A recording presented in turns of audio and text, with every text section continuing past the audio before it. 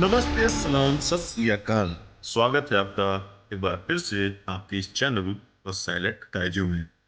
आज मैं और मेरी टीम आए हैं एक नए वीडियो और एक नए टॉपिक के साथ, जिसमें हम आपसे चर्चा करेंगे कि कैसे हिंदुओं ने 500 वर्षों तक अहिंसा पूर्वक अपने आराध्य भगवान राम के जन्म स्थली की प्रतीक्षा की, और आखिरकार क्यों अहिंसावादी आंदोलनों में हिंसात्मक तरीकों से निर्दोष हिंदुओं को मारा गया।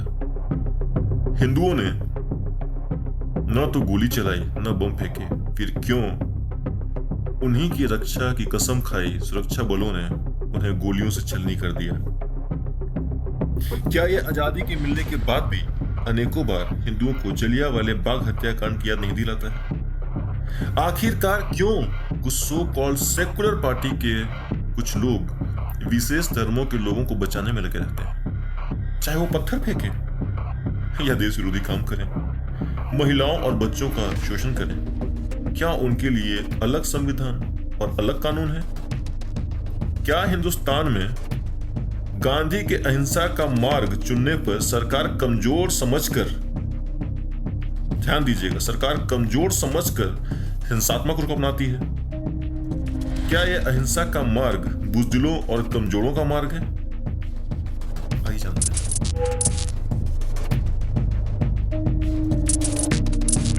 इब्राहिम लोदी। उनके एक भाई हुआ करते थे सिकंदर। सिकंदर लोदी महत्वाकांक्षा रखते थे और वो चाहते थे कि वो सुल्तान बने।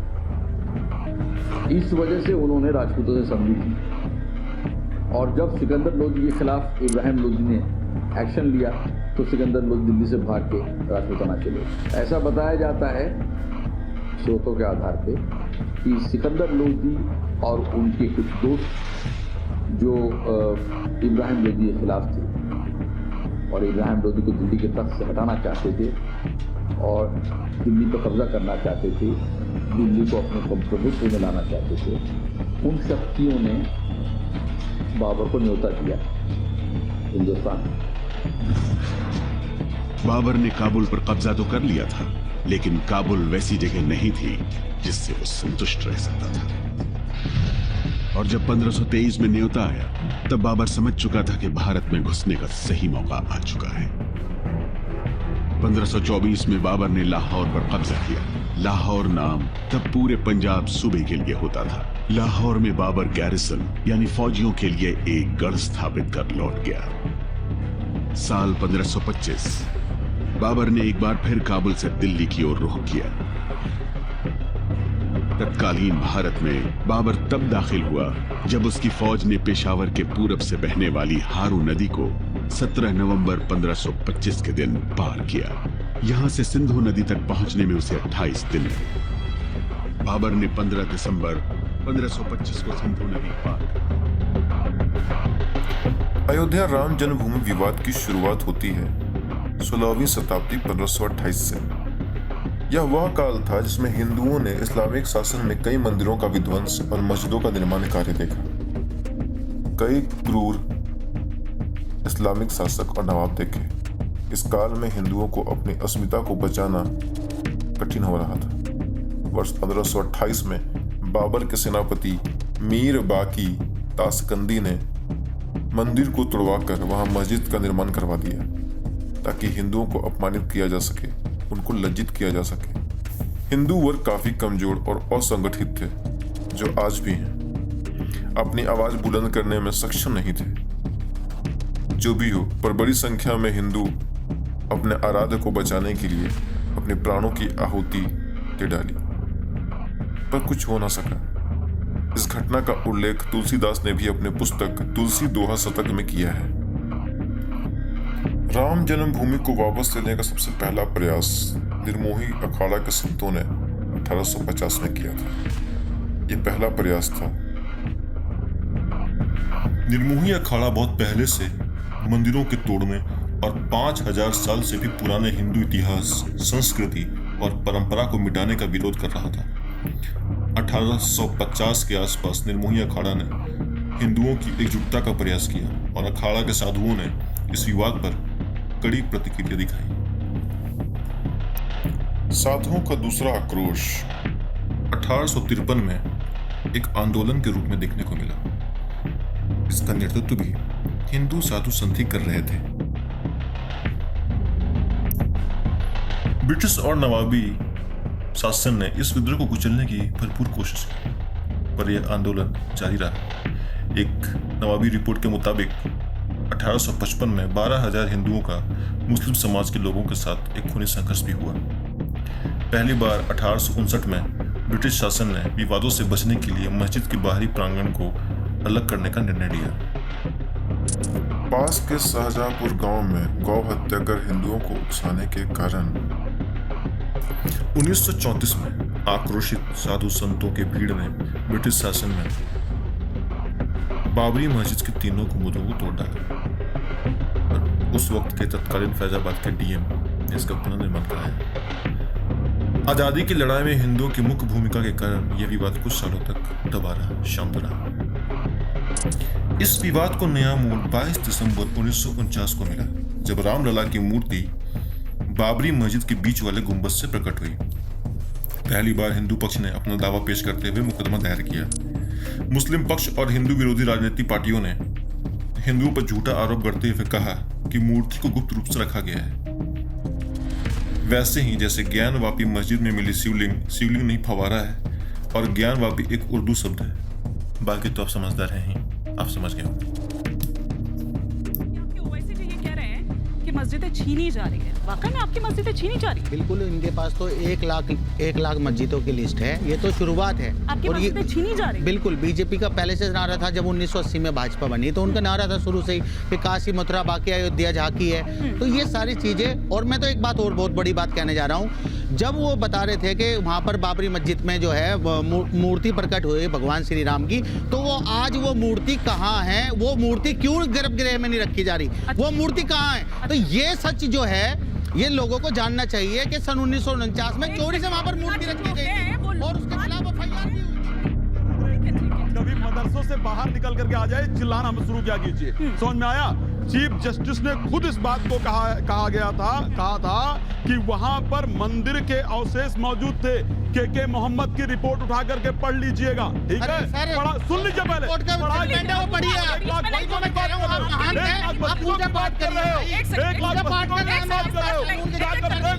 मीनार के पास स्पष्ट लिखा है कि 27 मंदिरों को तोड़ करके इसको बनाया गया, जहाँ स्पष्ट रूप से लिखा हुआ है। आपको सुन लीजिए। 1528 में मीर बाकी ने मंदिर को ढाया था, यह सभी को पता था। उसके बाद अदालत ने खुद कहा कि सुन्नी वक्फ बोर्ड अपना दावा साबित करने में विफल रहा। ये सुप्रीम कोर्ट का जजमेंट है। सुप्रीम कोर्ट ने कहा मस्जिद खाली जमीन पर नहीं बनाई गई। सुन लीजिए, ये सुप्रीम कोर्ट का जजमेंट है। आईएसआई की। अरे सर, आप झूठ बोल रहे हैं। आप मोहम्मद झूठ बोल रहे हैं। अरे आपके खिलाफ। अरे सुन लीजिए, मैं झूठ बोल रहा हूँ। मैं झूठ बोल रहा हूँ। आप झूठ बोल रहे हैं। आपको पता है झूठ बोल रहा हूँ। अरे सुन लीजिए, क्या होता है सुप्रीम कोर्ट? बताइए। एक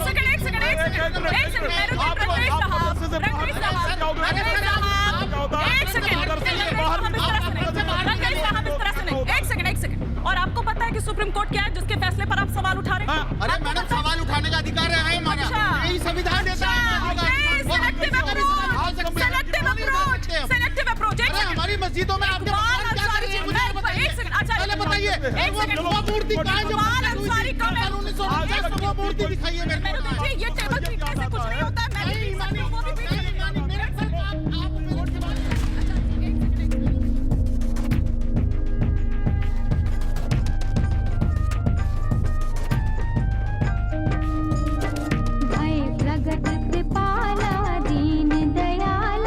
कौशल्या हितकारी हर्ष अद्भुत रूप निहारी। 23 दिसंबर 1949। उस कड़ाके की ठंड में अभी सूरज की रोशनी फैली भी नहीं थी कि ये बात जंगल में लगी आग की तरह फैल गई कि अयोध्या में मर्यादा पुरुषोत्तम भगवान श्री राम प्रकट हो गए। जन्मभूमि पर नया जन्म हुआ। उस सुबह रामलला विराजमान पर राम भक्त अलग ही जोश में गोस्वामी तुलसीदास के रामचरितमानस को गा रहे थे। भय प्रगट कृपाला दीन दयाला कौशल्या हितकारी। उस समय किसे पता था कि रामचरितमानस की ये पंक्तियां ही एक दिन राम मंदिर चरितमानस की बुनियाद बन जाएंगी।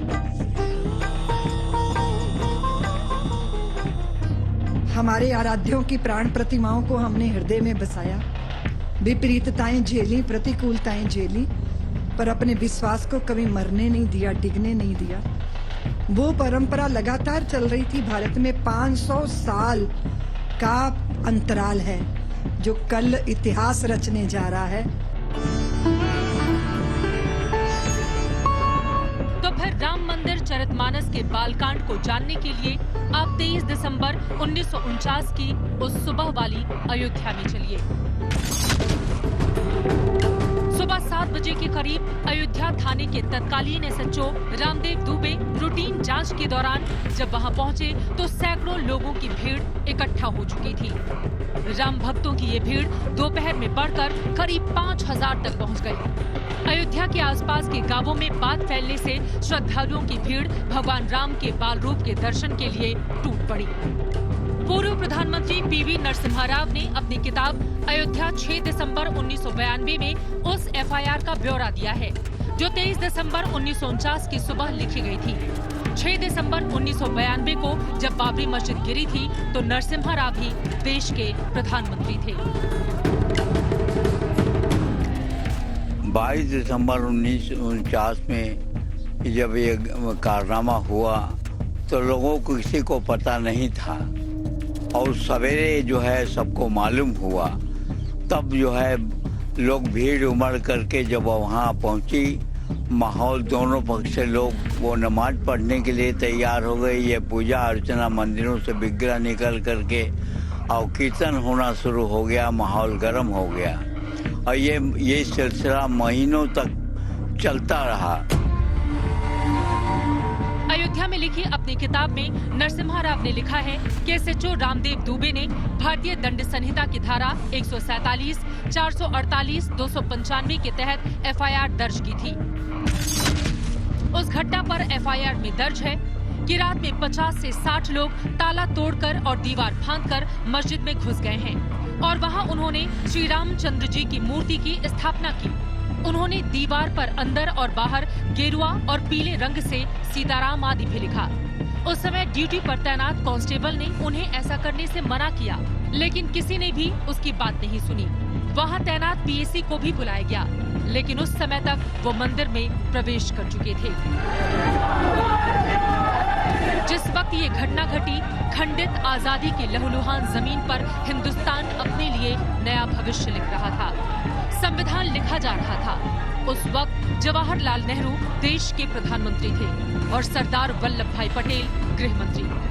नेहरू और पटेल इस देश की तकदीर का फैसला कर रहे थे। वहीं उत्तर प्रदेश में गोविंद वल्लभ पंत मुख्यमंत्री थे और लाल बहादुर शास्त्री देश के गृह मंत्री। केंद्र और राज्य की सरकारों ने तय किया कि अयोध्या में पूर्व स्थिति बहाल की जाए। उत्तर प्रदेश के तत्कालीन मुख्य सचिव भगवान सहाय ने फैजाबाद के जिलाधिकारी और उप आयुक्त के नायर को लिखित आदेश दिया था कि अयोध्या में पूर्व स्थिति बहाल की जाए, यानी रामलला की मूर्ति को मस्जिद से निकालकर फिर से राम चबूतरे पर रख दिया जाए। मंगल भवन मंगल हारी प्रभु सुदशरथ अचर बिहारी। 23 दिसंबर को ही दोपहर 2:30 बजे नायर तक हुकूमत का हुक्म पहुंच गया था। मुख्य सचिव का आदेश था कि बल प्रयोग भी करना पड़े तो प्रशासन हिचके नहीं, लेकिन इसके जवाब में के नायर ने चिट्ठी लिखी कि रामलला की मूर्तियों को गर्भगृह से निकालकर राम चबूतरे पर ले जाना संभव नहीं है। ऐसा करने से अयोध्या, फैजाबाद और आसपास के गांवों कस्बों में कानून व्यवस्था की स्थिति बिगड़ सकती है। जिला प्रशासन के अधिकारियों, यहाँ तक कि पुलिस वालों की जान की गारंटी भी नहीं दी जा सकती। साथ ही ऐसा पुजारी भी मिलना असंभव है जो विधि पूर्वक रामलला की मूर्तियों को गर्भगृह से हटाने को तैयार हो और इसके लिए अपने इहलोक के साथ ही साथ परलोक को भी बिगाड़े। जय जय राम। नायर के इस जवाब से उत्तर प्रदेश की पंत सरकार खिन्न हो गई और दोबारा आदेश दिया कि पुरानी स्थिति बहाल की जाए। इसके जवाब में के नायर ने 27 दिसंबर 1949 को दूसरी चिट्ठी लिखकर इस्तीफे की पेशकश कर दी। साथ ही सरकार को एक सलाह भी दी कि विस्फोटक हालात को काबू में करने के लिए इस मसले को कोर्ट पर छोड़ा जा सकता है। कोर्ट का फैसला आने तक विवादित ढांचे के बाहर एक जालीनुमा गेट लगाया जा सकता है, जहां से श्रद्धालु रामलला के दर्शन तो कर सकें, लेकिन अंदर प्रवेश न कर सकें। उन्होंने ये भी सुझाव दिया कि रामलला की नियमित पूजा और भोग लगाने के लिए नियुक्त पुजारियों की संख्या 3 से घटाकर 1 की जा सकती है। साथ ही विवादित ढांचे के आसपास सुरक्षा का घेरा सख्त कर उत्पातियों को वहां भटकने से रोका जा सकता है। राम सिया राम जय जय राम। मामला कोर्ट में चला गया तो 6 दिन के बाद ही कोर्ट ने तत्कालीन नगरपालिका अध्यक्ष प्रियदत्त राम को इमारत का रिसीवर नियुक्त किया था और उन्हें ही मूर्तियों की पूजा आदि की जिम्मेदारी दे दी गई थी। उस वक्त रामलला का भोग राम चबूतरे की रसोई में बनाया जाता था। इसके बाद भोग लगाने के लिए संतरी विवादित इमारत का ताला खोल देते थे।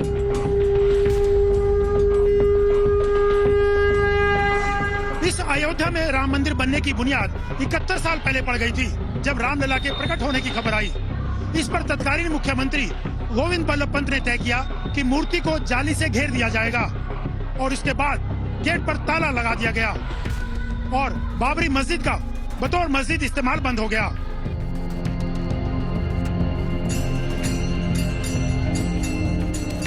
लेकिन जनवरी 1950 में फिर से याचिका दाखिल की गई। इस बार याचिका ऑल इंडिया रामायण महासभा के जनरल सेक्रेटरी गोपाल सिंह विशारद ने दाखिल की थी और रामलला की पूजा पाठ की व्यवस्था करने की मांग की थी। दिसंबर 1950 में रामचंद्र दास परमहंस ने भी पूजा पाठ की व्यवस्था करने की मांग की। फिर फरवरी 1951 में दोनों याचिकाओं को एक साथ जोड़ दिया गया। तब से राम मंदिर आंदोलन का एक प्रमुख चेहरा रामचंद्र दास परमहंस बने रहे। मैं बैठा नहीं, तुम जिसके लिए मरे उस राम मंदिर का निर्माण इस शिवरात्रि के बाद अगली शिवरात्रि को हम घोषित करेंगे। सरकार हमें नहीं रोक पाएगी, नहीं रोक पाएगी।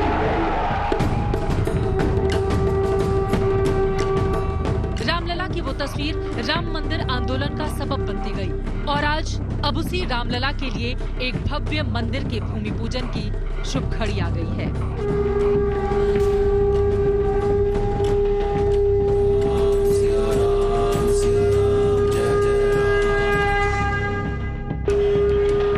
बीजेपी नेता लालकृष्ण आडवाणी की इस रामरथ यात्रा ने सोमनाथ से अयोध्या के लिए कूच किया तो उस यात्रा को मिलते जन समर्थन से साफ था कि इसका असर काफी व्यापक होगा। उसके बाद आंदोलन के सारे रास्ते अयोध्या की तरफ बढ़ते चले गए। इस देश में हिंदू समाज बहुत वर्षों से अपमानित होता आ रहा है। ये तो परिमार्जन अब होकर रहेगा, क्योंकि ये कोई एक दिन का संघर्ष, 2 दिन का संघर्ष नहीं है या कोई विश्व हिंदू परिषद के द्वारा चलाया हुआ संघर्ष नहीं है। इस संघर्ष में बहुत ही जानेगा। मैं ये समझता हूँ कि ये संघर्ष चला हुआ है। जिस दिन 1528 में इसको तोड़ा गया तब से ये संघर्ष चल रहा है। 3 लाख जाने तो पहले ही जा चुकी हैं। अयोध्या की तरफ हर बढ़ते सियासी कदम की शुरुआत हुई थी 1 फरवरी 1986 को, जब विवादित परिसर का ताला खुला। उस वक्त राजीव गांधी देश के प्रधानमंत्री थे। इसके बाद राम मंदिर निर्माण के आंदोलन ने पूरे देश में जोर पकड़ लिया। आज कांग्रेस राजीव गांधी के नाम पर मंदिर निर्माण में अपनी भूमिका को याद कर रही है और बाकायदा प्रियंका गांधी की ओर से भी इसको लेकर ट्वीट किया गया है। इसकी शुरुआत राजीव गांधी जी ने करी थी 85 में और 89 में उन्होंने कहा था शिलान्यास होना। उन्होंने अपने पहले भाषण में 89 में कहा था कि अपने देश में राम राज्य होना चाहिए। तो आज हम राजीव गांधी जी को प्रणाम करते हैं। राजीव गांधी जी को प्रणाम करते हैं जिन्होंने ताले खोले थे। वहीं से शुरू हुई थी ये राम मंदिर की कथा। 1 फरवरी 1986 को फैजाबाद जिला न्यायाधीश के आदेश से विवादित स्थल का ताला खोला गया था। तब देश में राजीव गांधी की सरकार थी और उन्हीं की अनुमति से ताला खुलवाया गया था। दरअसल उमेश चंद्र पांडे नाम के वकील ने अदालत का दरवाजा खटखटाया था कि मंदिर का ताला खोल दिया जाए। इस पर तत्कालीन जिलाधीश के.एम. पांडे ने मंदिर के विवादित स्थल का ताला खोलने का फैसला सुनाया। उसके बाद तत्कालीन राजीव गांधी सरकार की इजाजत से मंदिर का ताला खोला गया था। ताला खोलने की तैयारी इस तरह कर ली गई थी कि अदालत के फैसले के 40 मिनट के भीतर ही ताला खुल गया। दिल्ली में देयर वाज नो ऑर्डर और न कहीं कोई ऐसा था रिकॉर्ड जिससे ये हो कि साहब इस पे लॉक लगा दिया जाए। ये पता नहीं कैसे लग गया और लगा रह गया।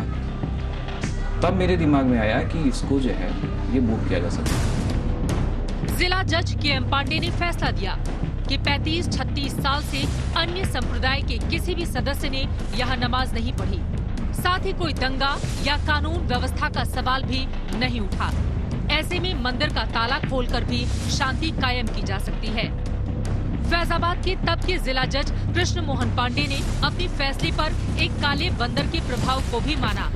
अपनी आत्मकथा में उन्होंने लिखा, जिस रोज मैं ताला खोलने का आदेश लिख रहा था, मेरी अदालत की छत पर एक काला बंदर पूरे दिन फ्लैग पोस्ट को पकड़कर बैठा रहा। वो चुपचाप वहाँ पर बैठा हुआ था। लोगों ने उसे कुछ खाने को दिया मगर उसने कुछ भी नहीं खाया। फैसला देने के बाद जब मैं अपने घर लौटा तो मैंने उसी बंदर को अपने बरामदे में बैठा हुआ पाया। मुझे आश्चर्य हुआ। मैंने उसे प्रणाम किया। वो कोई दैवीय ताकत थी। माना जाता है राजीव गांधी का फैसला सुप्रीम कोर्ट के फैसले से बंधा हुआ था। 1985 में एक मुस्लिम महिला शाहबानो के मामले में सुप्रीम कोर्ट ने फैसला दिया कि उसको तलाक देने वाले शौहर को उसका पूरा गुजारा भत्ता देना होगा। अदालत का ये फैसला मुस्लिम कट्टरपंथियों को नागवार गुजरा। राजीव गांधी सरकार ने उनके दबाव में आकर संसद के जरिए सबसे बड़ी अदालत के फैसले को पलट दिया। मैंने 55 मिनट लोकसभा में लिए हैं सुप्रीम कोर्ट के जजमेंट को डिफेंड करते हुए। अब कल लॉ मिनिस्टर ने ये कहा है कि ये जो बिल हम ला रहे हैं ये सुप्रीम कोर्ट के जजमेंट को रिवर्स करने के लिए है। तो मैंने कहा मैं अकबर का बीरबल नहीं हूँ कि एक दिन बैंगन की तारीफ कर दूं और एक दिन बैंगन की बुराई कर दूं। तो उस वक्त उन्होंने मुझसे ये कहा था कि भाई हम मुसलमानों के सोशल रिफॉर्मर नहीं हैं। अगर वो गटर में पड़े रहना चाहते हैं तो पड़े रहने दो। शाहबानो केस राजीव सरकार के गले की फांस बन गया। कहा जाता है उसके जवाब में हिंदुओं को खुश करने के लिए अयोध्या में मंदिर का ताला खुलवा दिया गया। लेकिन राजीव गांधी यही नहीं रुके। अब बात आई विवादित भूमि पूजन पर राम मंदिर के शिलान्यास की। कभी अपने करीबी रहे विश्वनाथ प्रताप सिंह की बोफोर्स तोपकांड पर बगावत से राजीव सरकार घबराई हुई थी। ऐसे में 1989 के चुनाव से ठीक पहले राजीव गांधी ने देवराहा बाबा से मुलाकात की।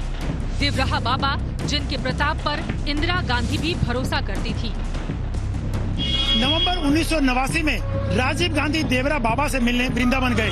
बाबा ने कहा मंदिर बनना चाहिए जिसके लिए आप शिलान्यास कराएं और शिलान्यास की जगह नहीं बदलनी चाहिए। कहते हैं उसी वक्त यहाँ पर शिलान्यास करवाने का फैसला लिया गया था और बाद में राजीव गांधी ने अपने चुनाव प्रचार का आरंभ भी इसी अयोध्या से किया था। लेकिन चुनाव में राजीव गांधी को इसका फायदा नहीं हुआ। शिलान्यास के साथ खड़ी होकर बीजेपी 2 सीटों से 85 पर पहुंच गई। वहीं दूसरी तरफ वीपी सिंह देश के प्रधानमंत्री बन गए। उनकी अगुवाई में जनता दल को 143 सीटें मिली। वहीं पिछले चुनाव में 415 सीटें जीतकर इतिहास बनाने वाली राजीव गांधी की कांग्रेस महज 197 सीटों पर सिमट गई। राजीव गांधी पवेलियन से शिलान्यास का खेल खेल रहे थे, मगर इसका सारा श्रेय विकेट पर जमी बीजेपी लूट ले गई। हिंदू उनके साथ नहीं आए, मुसलमान भी साथ नहीं रहे। वहीं दूसरी तरफ विश्व हिंदू परिषद ने राम जन्मभूमि आंदोलन को एक बड़ा धार्मिक मुद्दा बना दिया, जिसमें बीजेपी भी जुड़ गई थी। नतीजा ये हुआ कि धार्मिक चौहद्दी से निकलकर राम मंदिर का सवाल सियासत के सिर पर नाचने लगा।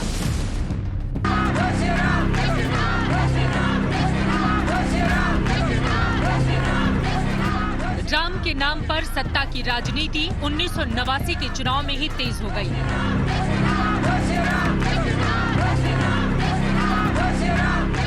तत्कालीन प्रधानमंत्री राजीव गांधी ने अयोध्या से अपनी चुनावी यात्रा की शुरुआत की थी। राम राज्य की दुहाई भी दी, लेकिन चुनाव के नतीजे आए तो कांग्रेस का तख्तोताज लुट चुका था।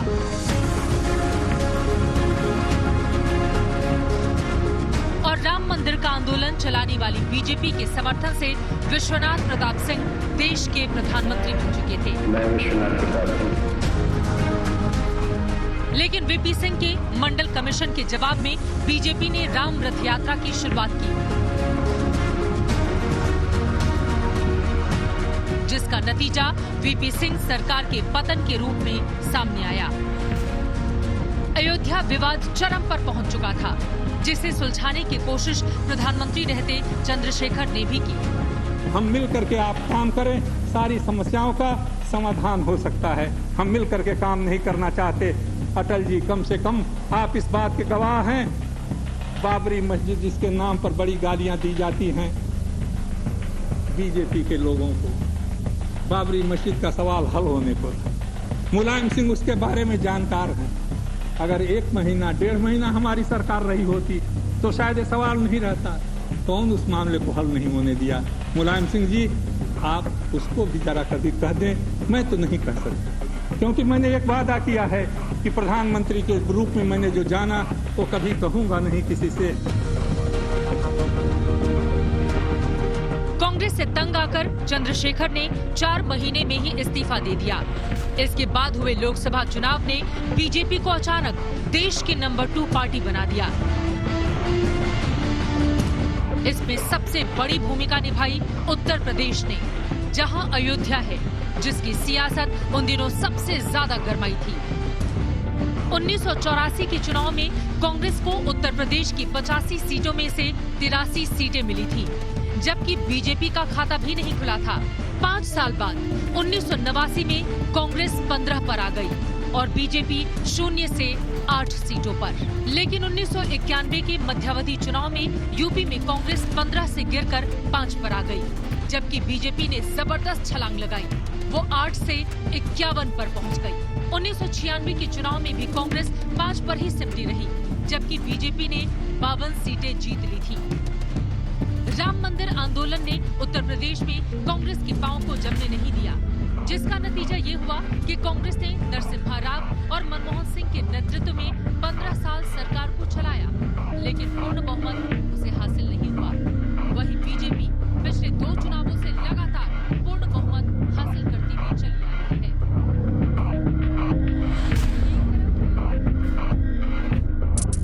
इसी बीच एक और दुर्घटना हिंदुओं के साथ घटित हुई, जिससे मानवता भी शर्मसार हो गई। इस हत्याकांड के सामने जलियांवाला बाग हत्याकांड भी कुछ भी नहीं था, जब साधु, संतों और गायों पर इंदिरा गांधी ने निर्दयता से गोली चलवाई। इसमें लगभग 5000 साधु और सैकड़ों गाय बछड़े मारे गए। इन बेचारे साधुओं का कसूर बस ये था कि गाय हत्या रोकने के लिए अहिंसा पूर्वक अपने अपने गाय बछड़ों के साथ गांधी के पदचिन्हों पर चलते हुए कानून बनाने की मांग कर रहे थे। पर मोहब्बत की दुकान चलाने वालों ने अपनी मोहब्बत निहत्थे साधुओं को मारकर बरसाया, यहां तक कि गाय बछड़ों को भी नहीं बख्शा। यह हत्याकांड आज तक लोगों से छुपाई गई। और आज ये नेता कभी आलू से सोना बनाने की मशीन बेचते हैं तो कभी मोहब्बत की दुकान चलाते नजर आते हैं।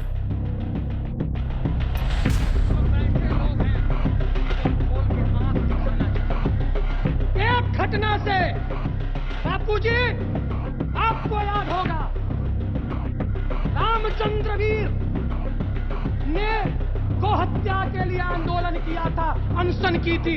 184 दिन अनशन चला था दिल्ली में। प्रभुदत्त ब्रह्मचारी और करपात्री जी महाराज ने गोहत्या आंदोलन चलाई। श्रीमती इंदिरा गांधी उस समय प्रधानमंत्री थी।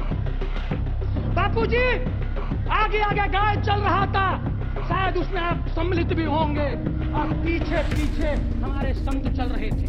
और सत्ता के मत में मत वाले लोगों ने बेमंत से गोली चार्ज किया था, और उसमें संत भी मरे थे और गौ भी मरे। करपात्री जी महाराज का वह विज्ञप्ति, उस समय मीडिया नहीं थी, उस समय पेपर मीडिया थी। आर्यावर्त और केसरी में छपा था, कल्याण गौ अंक विशेषांक निकाल के देखो।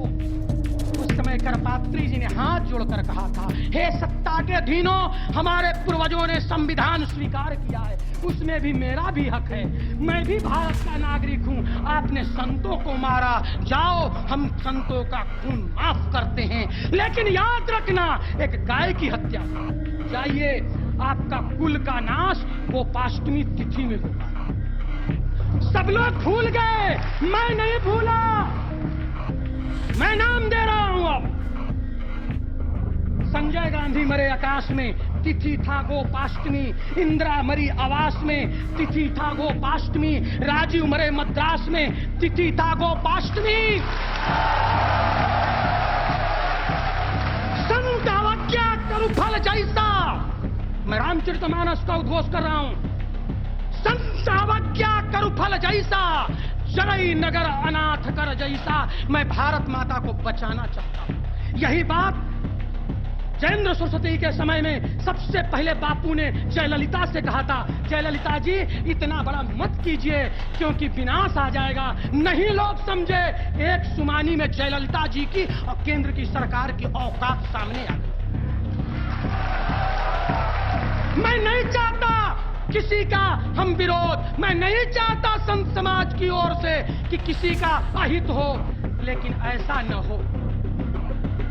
हम भी मानव हैं, हम भी भारत माता के राम का भजन करने वाले एक उसके भक्त हैं। अरे दिन भर एक मजदूरी करता है तो उसको भी शाम को पगार मिलती है, लेकिन जिसने अपने जीवन के 80 वर्ष तक राम का नाम लेकर जिया। सितंबर 1990 में भाजपा नेता लाल कृष्ण आडवाणी ने रथ यात्रा का शुभारंभ किया, जिनका एकमात्र मकसद हिंदुओं का जागरण और एकजुटता थी। पर अयोध्या पहुंचने से पहले बीच रास्ते में ही बिहार में लालू यादव ने लाल कृष्ण आडवाणी को गिरफ्तार करके जेल में डाल दिया। पर फिर भी राम भक्त का एक बहुत बड़ा समूह अयोध्या पहुंच गया था। 30 अक्टूबर 1990 को कार सेवा की तारीख तय की गई थी, पर इसके पहले मुल्ला मुलायम जी ने कर्फ्यू लगा दिया। पर जब 30 अक्टूबर को लाखों लाख राम भक्त विवादी ढांचा के पास पहुंचने लगे तो नियंत्रण खोता देख मुलायम के आदेश पर पुलिस ने निहत्थे लोगों पर गोली चला दी।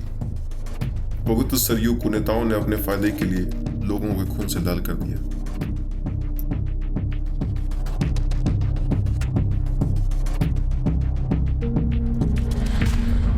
कार सेवकों के साथ जो हुआ, हिंदुओं की भावनाओं के साथ जो हुआ, उसकी पूरी कहानी आज आपको बता दूं।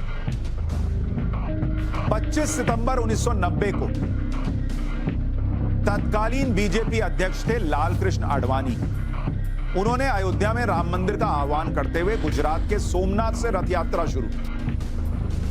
आज की पीढ़ी के बहुत लोगों को यह नहीं पता होगा, उनको जानना चाहिए। इस यात्रा को अलग अलग राज्यों से होते हुए 30 अक्टूबर को अयोध्या पहुंचना था। आडवाणी वहां कार सेवा में शामिल होने वाले, लेकिन यह रथ यात्रा अयोध्या तक पहुंच ही नहीं पाई क्योंकि 23 अक्टूबर को बिहार में रथ यात्रा को रोक दिया गया। तब बिहार के मुख्यमंत्री थे लालू प्रसाद यादव। उनके आदेश पर लाल कृष्ण आडवाणी को गिरफ्तार कर लिया गया। लाल कृष्ण आडवाणी तो अयोध्या नहीं पहुंच पाए, लेकिन 21 अक्टूबर 1990 से ही अयोध्या में देश भर से राम भक्त जुटने लगे। उस वक्त लाखों की संख्या में राम भक्त अयोध्या पहुंच गए थे। 30 अक्टूबर 1990 को अयोध्या में कार सेवा की तारीख तय और 30 अक्टूबर की तारीख से पहले अयोध्या में कर्फ्यू लगा दिया गया। तब उत्तर प्रदेश के मुख्यमंत्री थे मुलायम सिंह यादव और मुलायम सिंह यादव ने कहा था कि बाबरी मस्जिद पर कोई परिंदा भी पर नहीं मार सकता। परिंदा तो पर नहीं मार सकता था, लेकिन कार सेवक मार दिए। अयोध्या में अनिश्चितता का माहौल था, अनहोनी का डर था और इसी के बीच 30 अक्टूबर 1990 की तारीख भी आ गई। वरिष्ठ पत्रकार हेमंत शर्मा की किताब है युद्ध में अयोध्या, उसमें 30 अक्टूबर 1990 का जिक्र है। किताब में लिखा गया है कि सुबह के 8:30 बजते ही राम जन्मभूमि की तरफ पहला जत्था चला तो पुलिस ने उसे खदेड़ दिया। ये लोग हनुमानगढ़ी के सामने आकर बैठ गए। बड़ी संख्या में लोगों को गिरफ्तार किया जा रहा था। लेकिन कैदियों को ले जाने के लिए गाड़ियां नहीं थी। इस बीच वीएचपी के अशोक सिंघल के साथ दूसरा जत्था आ गया। पुलिस ने लाठीचार्ज शुरू कर दिया और जत्थे को रोक दिया। एक लाठी अशोक सिंघल के सिर पर भी पड़ी, जो वीएचपी के नेता थे। सिर से खून निकलता रहा और अशोक सिंघल आगे बढ़ने की कोशिश करते रहे। ऐसे में पुलिस ने उन्हें जत्थे से अलग कर दिया। इसी किताब में उस दिन के बारे में आगे लिखा गया है कि सुबह के 10 बज चुके थे। दूसरे जत्थे पर भी राम जन्मभूमि की ओर निकलना शुरू कर चुके थे दूसरे जत्थे। पुलिस लोगों को गिरफ्तार पे गिरफ्तार कर रही थी। इन्हें ले जाने के लिए एक बस लाई गई और इसमें साधुओं को बैठाया गया, जिनको अरेस्ट किया गया। बस चलने ही वाली थी कि एक साधु ने ड्राइवर को धक्का देकर बस का अपहरण कर लिया और यह साधु बस को सीधे राम जन्मभूमि की तरफ ले गया और लोहे के 3 फाटक तोड़ते हुए बस को जन्मभूमि परिसर से 50 गज की दूरी तक पहुंचा दिया। इस कोशिश से बाकी साधुओं का भी जोश बढ़ गया। उस साधु का नाम जो ये बस लेकर गया राम प्रसाद था और वो अयोध्या के किसी अखाड़े का था। बस के पहुंचते ही दूसरा जत्था दौड़कर आगे बढ़ा। अच्छा, अब तक अशोक सिंघल के घायल होने की खबर फैल चुकी। हनुमानगढ़ी की गली में दबाव बढ़ रहा था। लाठीचार्ज के बावजूद दिन के 12 बजे के आसपास 40,000 कार सेवक सुरक्षा के बाहरी घेरे और लोहे के फाटकों को तोड़कर जन्मभूमि क्षेत्र में घुस आए। देखते देखते 3 कार सेवक गुंबद पर चढ़ गए। 30 फुट ऊंची गुंबद पर चढ़ने और झंडा लगाने की फुर्ती देखकर हर कोई हैरान था। इन कार सेवकों ने पहले गुंबदों में सुराख किया और झंडा लगाकर नीचे उतरा।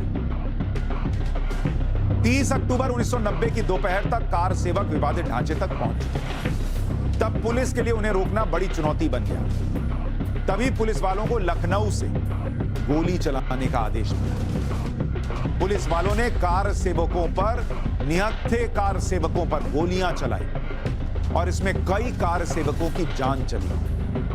लेकिन कार सेवकों की मौत सिर्फ गोली लगने से नहीं हुई, बल्कि फायरिंग के बाद जो वहां भगदड़ मची उसमें भी कार सेवक मरे। बताया जाता है कि उस वक्त सरयू नदी पर बने पुल के जरिए लोग भाग रहे थे। भगदड़ मच गई, गोली चलने लगी। लोग क्या उन्होंने सोचा नहीं था पुलिस गोली चला देगी। पुलिस ने गोली चला दिया, लोग भागे और उस भगदड़ में कईयों की जान चली। ये वो कार सेवक थे जो वहां राम मंदिर बनते हुए देखना चाहते थे। 30 अक्टूबर 1990 को कार सेवकों पर चली गोलियों ने पूरे देश को हिला दिया। लेकिन यह कहानी यहीं खत्म नहीं हुई। इसका दूसरा अध्याय 2 दिन बाद हुआ। 1 नवंबर 1990 को गोलीबारी में मारे गए लोगों का अंतिम संस्कार किया गया और 2 नवंबर 1990 को फिर से प्रतिरोध मार्च का आयोजन हुआ। 2 नवंबर के प्रतिरोध मार्च में उमा भारती और अशोक सिंघल जैसे नेता अगुवाई कर रहे थे। ये जो आप तस्वीर देख रहे हैं, उमा भारती को पहचानते हैं, अशोक सिंघल जी। हनुमानगढ़ी के पास लाल कोठी में मौजूद संकरी गली में यह भीड़ दाखिल हुई। सभी कार सेवक रामधुन करते जा रहे। सामने पुलिस मौजूद। पुलिस ने शुरुआत में तो लाठी चार्ज किया, आंसू गैस का इस्तेमाल किया। भीड़ आगे बढ़ चुकी थी। इसके बाद पुलिस ने फायरिंग शुरू कर दी।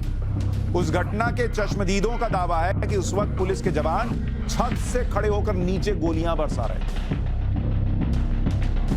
इस भयानक गोलीकांड में 40 कार सेवकों की मौत हो गई थी, क्योंकि संकरी गली थी।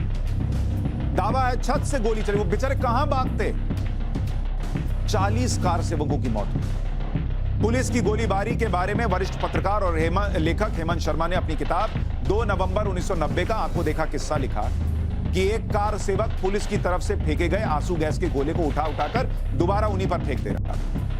आंसू गैस के प्रभाव से बचने के लिए उस शख्स ने अपनी आंखों के आसपास चूना लगाया हुआ था। हालांकि थोड़ी देर बाद ही वो व्यक्ति पुलिस की गोली का शिकार होकर सड़क पर गिर गया, जिसके बाद सड़क पर वो अपने खून से सीताराम लिख देता। ये थे वो कार से। पुलिस की गोली लगी, खून निकला, तो उससे सीताराम लिख दिया। और पुलिस को गोली चलाने का आदेश देने वालों ने इन कार सेवकों की भक्ति नहीं देखी। ये वो लोग नहीं थे जो राम मंदिर बने इसलिए किसी और को मार रहे थे। ये सर तन से जुदा के नारे नहीं लगा रहे थे। ये अपनी जान पर खेलकर वहां करोड़ों हिंदुओं को न्याय मिले इसकी लड़ाई लड़ रहे थे और उन्हें गोली मिली। 10 नवंबर के गोलीकांड के शिकार हुए परिवारों की कहानी भी दर्दनाक है। अयोध्या के रानी बाजार मोहल्ले में रहने वाले रमेश कुमार पांडे की पत्नी गायत्री देवी पांडे बताती हैं कि उस समय उनके पति की उम्र सिर्फ 35 साल थी। वो एक ईंट भट्टे पर मैनेजर का काम करते थे। वो रोज की तरह 2 नवंबर 1990 को भी रामलला का दर्शन करने गए थे। पुलिस ने रोका तो वापस घर आने लगे, लेकिन घर से कुछ कदम पहले ही लाल कोठी के पास एक पुलिसकर्मी ने पीछे से गोली मार दी। इससे मौके पर ही उनकी मौत हो गई, ये पत्नी बता रही।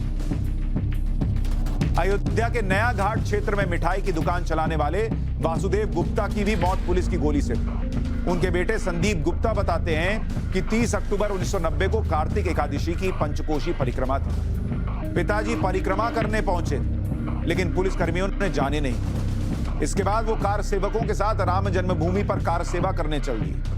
आधे रास्ते पर पहुंचे ही थे कि पुलिस ने पेट में गोली मारी। तो इतने लंबे कानूनी लड़ाई के बाद जो राम मंदिर बन रहा है ना, उसके पीछे ये सब भी हुआ है। आज की जो युवा है, जो युवा पीढ़ी है, उसको ये सब कुछ नहीं पता। कार सेवकों पर जब गोलियां बरसाई गईं तो उसका शिकार कोलकाता के कोठारी बंधु भी हुए। उनकी दर्दनाक मौत ने राम मंदिर के आंदोलन को और उग्र कर दिया। 20 साल के शरद और 23 साल के रामकुमार कोठारी उन लाखों कार सेवकों में से थे जो उस वक्त अयोध्या में मौजूद थे। दोनों भाई कोलकाता से अयोध्या आए थे। कहा जाता है कि इन्हीं दो भाइयों ने ही 30 अक्टूबर के दिन विवादित ढांचे के गुंबद पर भगवा झंडा फहराया। कोठारी भाइयों के दोस्त राजेश अग्रवाल की किताब अयोध्या के चश्मदीद के मुताबिक 30 अक्टूबर को गुंबद पर चढ़ने वाला पहला शख्स शरद कोठारी था, फिर उसका भाई रामकुमार। राजेश अग्रवाल के मुताबिक 30 अक्टूबर को गुंबद पर झंडा लहराने के बाद शरद और रामकुमार 2 नवंबर को विनय कटियार के नेतृत्व में दिगंबर अखाड़े की तरफ से हनुमानगढ़ी की तरफ जा रहे थे। जब पुलिस ने गोली चलाई तो दोनों पीछे हटकर लाल कोठी वाली गली के घर में छिप गए। लेकिन थोड़ी देर बाद जब ये दोनों बाहर निकले तो पुलिस फायरिंग का शिकार हुए। दोनों ने मौके पर ही दम तोड़ दिया। 4 नवंबर 1990 को शरद और रामकुमार कोठारी का सरयू के घाट पर अंतिम संस्कार किया। उनके अंतिम संस्कार में हजारों लोगों की भीड़ आई थी। अयोध्या में कार सेवकों पर गोली चलाने के वक्त मुख्यमंत्री मुलायम सिंह यादव, इस फैसले के बाद कैसे मुलायम सिंह के खिलाफ गुस्सा था, कैसे उनके आसपास के लोग उनसे कटने लगे थे, यह भी आपको जानना चाहिए। उस वक्त मुलायम सिंह के घर मिलने वालों का तांता लगा रहता, लेकिन इस घटना के बाद उनके घर के बाहर लगने वाली कतारें खत्म हो गईं। जो लोग मुलायम से अक्सर मिलने आते थे, उनके करीबी थे, उन्होंने भी आना जाना और हालचाल पूछना बंद कर दिया। दावा है कि फोन की घंटी तक बजनी बंद हो गई मुख्यमंत्री के घर पर। उन दिनों को याद करते हुए मुलायम सिंह यादव ने कहा था कि 11 दिन के दौरान मेरी तबीयत बिगड़ गई, मैं बिल्कुल अकेला पड़ गया था और आइसोलेट हो गया।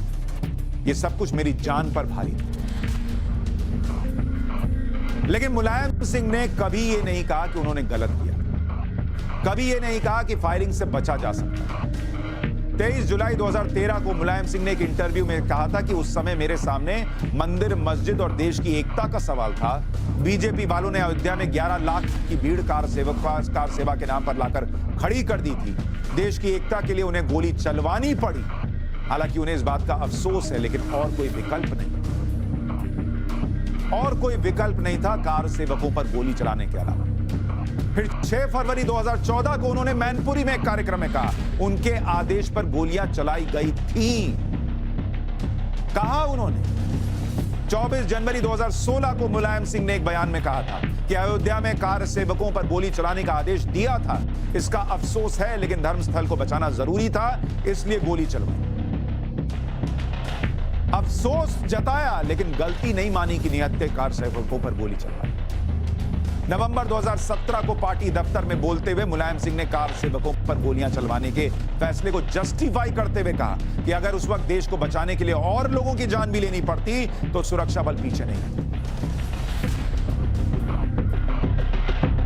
राम भक्तों पर जो गोली चलाई थी, उत्तर प्रदेश के लोग सपा को कभी माफ नहीं करेंगे। उन्होंने अन्याय किया था, जुल्म किया था, मासूम यूपी के लोगों को, देश के लोग वहाँ गए थे, उन पर गोली चलाई थी। मैं मुलायम सिंह नहीं हूँ, मैं मौलाना हूँ, मैं मौलाना मुलायम हूँ। तो साफ दिखता है कि वो राम भक्तों के ऊपर कोई भी अत्याचार कर सकते हैं, वो उन्होंने साफ कर दिया।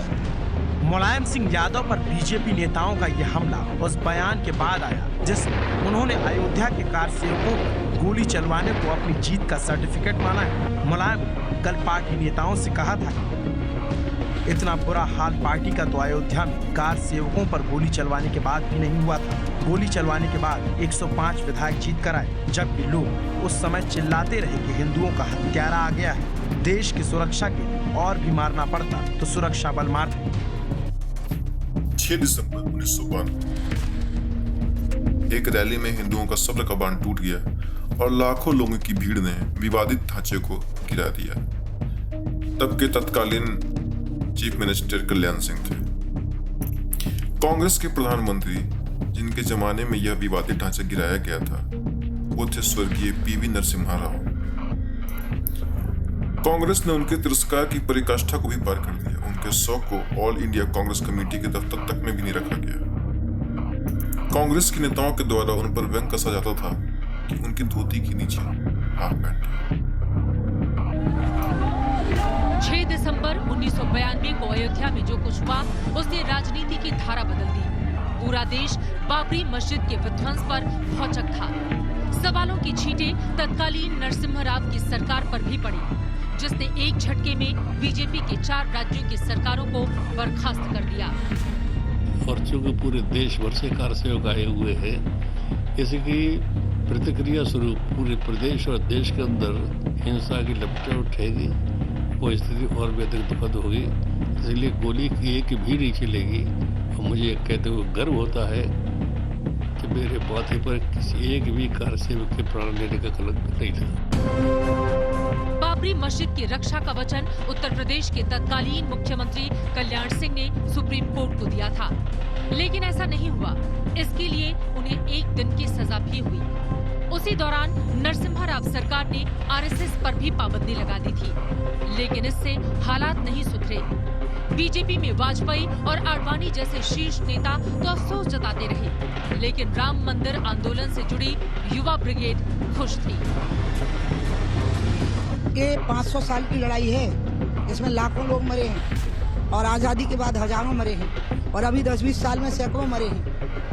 हम लोग तो जिंदा रह गए और हमारी जिंदगी की गति चलती रही। भूमि पूजन हो, हमारे लिए यही आनंद का विषय है कि मोदी जी के हाथ से हो और मोदी जी की जय जयकार हो और हम मोदी जी को सरयू मैया से प्रार्थना करें लंबे समय तक राज करें। राम सिया राम जय जय राम। 6 दिसंबर 1992 के उस साइज से निकलकर देश बहुत आगे बढ़ चुका है, लेकिन अयोध्या के इतिहास में ये एक निर्णायक घटना के रूप में याद रखा जाएगा।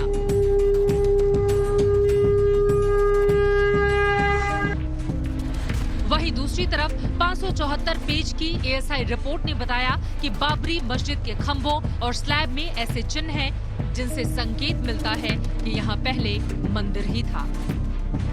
काले पत्थर के 14 खंभे मिले जिन पर धार्मिक चिन्ह बने थे, जैसे कमल का फूल और सबसे अहम है वराह भगवान की आकृति। इस पर राजीव धवन का कहना था कि माय लॉर्ड, ऐसी चीजें बनाने वाले हिंदू होते हैं। बाबर या मीर बाकी ने खुद से नहीं बनाया, हिंदू कारीगरों ने अपनी पसंद की चीजें यहाँ पर उकेर दी। कोर्ट ने तुरंत पूछा, मिस्टर धवन, देश में कोई ऐसी मस्जिद है जिसमें ऐसे चिन्ह मिलते हैं? इस पर राजीव धवन की ओर से जवाब दिया गया, मेहरौली में एक मस्जिद है, वहाँ मूर्तियाँ रखी हैं। इस पर आपत्ति आई। हिंदू पक्ष ने कहा कि वो तो 32 मंदिर तोड़कर बनाई गई है, जो शिलालेख पर भी है।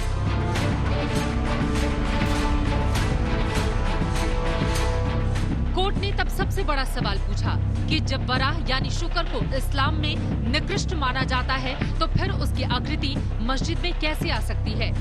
ऐसी दलीलों की वजह से मुस्लिम पक्ष जहां एएसआई की रिपोर्ट को अविश्वसनीय साबित करने पर तुला था, वहीं हिंदू पक्ष उसका पुरजोर बचाव कर रहा था। 40 दिन की सुनवाई के दौरान कोर्ट में कई बार माहौल काफी हल्का फुल्का भी रहता था, लेकिन कभी कभी जबरदस्त तनातनी भी हो जाया करती थी। ऐसा ही एक वाकया सुनवाई के आखिरी दौर में हुआ। हिंदू महासभा के वकील विकास सिंह प्रमाण के रूप में नक्शा पेश करना चाहते थे। राजीव धवन को उसकी कॉपी दी गई, जिसे उन्होंने कोर्ट में ही फाड़ दिया। इस पर बवाल मच गया। चीफ जस्टिस ने कहा, एनफ इज एनफ, यानी कि अब बहुत हो गया। जब उस नक्शे को पेश किया गया और उसकी कॉपी राजीव धवन साहब जो सुन्नी वक्फ बोर्ड के अध्यक्ष हैं उनको दी गई, उन्होंने उस डॉक्यूमेंट का विरोध किया कि यह कोर्ट के रिकॉर्ड का पार्ट नहीं है। जब हम लोगों ने बताया कि कोर्ट का रिकॉर्ड का पार्ट है और आप इसको एग्जामिन कर सकते हैं, उन्होंने गुस्से में उस नक्शे को टुकड़ों में फाड़ दिया, यह कहते हुए कि हम इसको नहीं मानते। इसी दौरान किशोर कुणानल की किताब अयोध्या रिविजिटेड को पेश करने की कोशिश की गई, जिसका भारी विरोध हुआ, जिसमें 12वीं सदी के एक मंदिर का जिक्र है। जो विवादित स्थल था उसका मध्य भाग जो था उसके बीच में भगवान श्री राम का जन्म स्थान है। मैं नहीं कह रहा हूँ, ये 1767 में जोसेफ स्टीफन टेलर ने ये लिखा है। दोनों पक्ष आखिर तक अड़े रहे। कोर्ट में दलीलें रखते हुए ये भी कहा गया कि मुसलमान तो कहीं भी नमाज पढ़ सकते हैं। एक बार मंदिर बन गया तो मूर्ति रहे या न रहे उसकी पूजा होती रहती है। कामतगिरी और कैलाश पर्वत के उदाहरण दिए गए, जहां कोई मूर्ति नहीं फिर भी पूजा होती है, परिक्रमा होती है। 40 दिन की लंबी सुनवाई के बाद सुप्रीम कोर्ट ने अपना फैसला सुरक्षित रख लिया।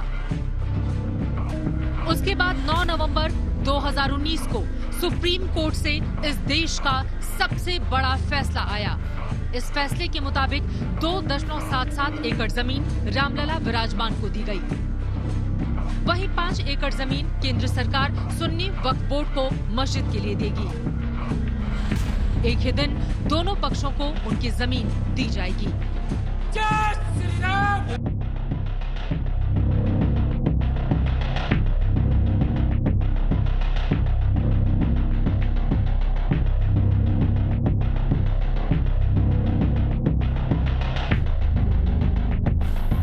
राम मंदिर का फैसला हिंदुओं के पक्ष में आने के बाद कांग्रेस के कुछ नेताओं ने अब पाला बदलना स्टार्ट कर लिया। 22 जनवरी को रामलला के प्राण प्रतिष्ठा में कांग्रेस का न जाने का फैसला का वो विरोध कर रहे हैं। उनका कहना है कि राम सबके हैं। राम राहुल गांधी के भी हैं, राम लेफ्टिस्टों के भी हैं, राम मुलायम के भी हैं। कांग्रेस और अन्य पार्टियां अपने पैर पर कुल्हाड़ी मार रही हैं।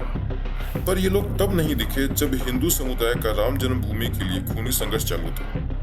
ये इतने गिरे हुए हैं कि और गिर भी नहीं सकते। इससे ज्यादा ऐसे दोहरे चरित्र वालों के लिए बोला भी क्या सकता है। जाते जाते हिंदुओं और उनके संतों का हाल गांव के दादी की कुछ पंक्तियां उसके जुबानी सुनाते चलता हूं। जो हिंदी बोलना तो चाहता है पर बोल नहीं पाता। शायद आप इस व्यंग को हमारे राजनेताओं से और हिंदुओं के हाल से जोड़कर समझ सकें। अगर मेरी बात आप तक पहुंचे इस व्यंग के माध्यम से तो कमेंट बॉक्स में जरूर बताएं। मरमर कैली कटौना, मरमर कैली कटौना और खागिल मरौना। Thank you so much for watching this video.